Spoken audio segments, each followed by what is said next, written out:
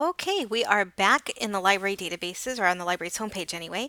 And this time, instead of selecting a specific database, I'm actually going to come down to where it says Start Your Research. This will search all of the resources at the same time. And I find this especially useful for something like mortuary science, where I might not have access to as many resources as I would for other topics. And just like before, in any database, I would start with an advanced search. In this particular search interface, instead of saying advanced search, it says more search options. Some databases might say something like power search, but in most databases, it'll say advanced search, which here is the same thing as more search options. So I'm going to start there, and that'll take me from having the simple search screen to now having several search boxes with the commands that will be helpful in narrowing my results. So I'm going to start with embalming, and what I'm specifically interested in is the effects of the environmental effects of embalming. So I'm going to type in environment, and I'm going to put an asterisk because I want to see the articles or the results, whether they talk about environment or environmental damage, anything that starts with with these letters, with the word environment, I want to see.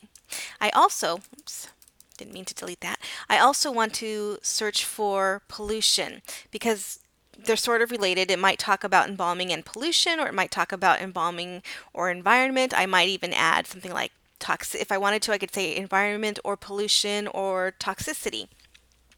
For now, I'm going to leave it at environment or pollution.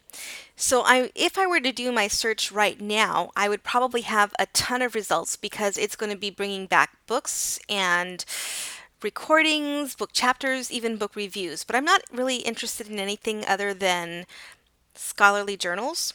So I'm going to leave this alone for right now. And then I could also narrow it to a particular discipline, but for now I'd like to leave it broad. So I'm going to go ahead and press enter and see my results. Oops, somehow I lost or pollution. Let me put that back in there. Or pollution. Okay, and I'm going to do that search again. Okay, and so I have a lot of different results. A lot of results. I have, how many results do I have? I have almost 10,000 results. So I want to narrow this down. So one way that I'm going to do that is by I'm going to click on scholarly and peer-reviewed journals. Okay, so that brings me down from 10,000 to 1,500, so it's much better. But I still have all of these other sources. I have some of them are in book reviews, magazines, so I want to kind of ignore those and stick with the ones that are in scholarly and peer-reviewed.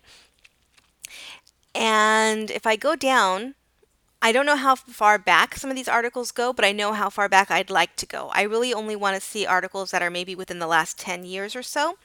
So I'm going to say from 2008 to 2018, and it'll put in the exact dates for me. And so now my 1,500 results go down to just 822 results. And they should all be journal articles. So when I see something that I like, I can go ahead and click on it for the full text. So if I want to first know more about it, I can just click on the result itself, or I can go straight to the full text. But I'm going to click on the result. And the reason I'm doing that is because then I can maybe read through the abstract first. If I like the abstract, then I can download the PDF and see if it's helpful to me. Or I can come here and click on PDF and have the full text of the article. So I'm going to go back to my search results because this article we access through a ProQuest database. I'm going to scroll down a little bit more, and here this talks about old and new techniques of human body preservation from the Journal of Anatomy. So I'm going to click on this result.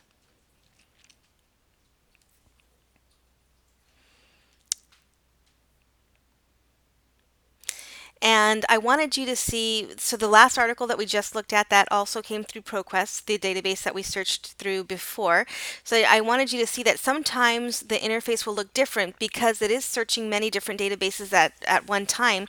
It takes us into the database where the article is found. So we still have access to this article, but the interface will be a little different looking.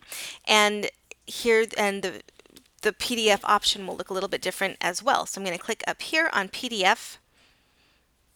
to get the nicer looking version. So again, if I want to use something, a quote or a fact, a figure, maybe this table, then I can say what page it comes from because it's a PDF and so it's easy to find.